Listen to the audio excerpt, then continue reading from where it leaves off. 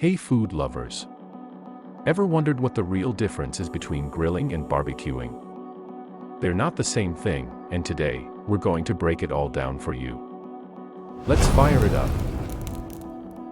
Grilling is cooking food quickly over high, direct heat, usually around 400 to 550 degrees Fahrenheit.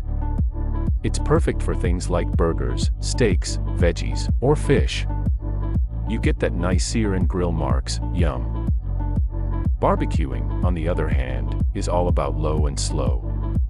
The food is cooked over indirect heat, often with smoke, at temperatures around 225 to 275 degrees Fahrenheit. This method is used for tougher cuts of meat like ribs, brisket, or pork shoulder. Grilling takes minutes. You flip, sizzle, and you're done. It's fast, it's fun, and it's great for quick meals. Barbecuing.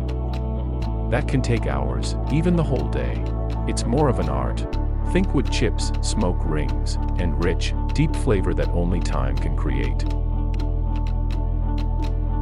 So, whether you're flipping burgers on a hot grill or slow smoking ribs for hours, now you know the difference between grilling and barbecuing. Which one do you prefer?